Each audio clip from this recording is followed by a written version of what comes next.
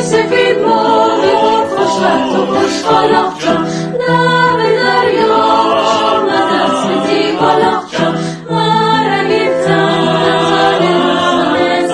جان بیا بامونی کوری میشیم به خانه بیا چیدن بشه میشیم به خانه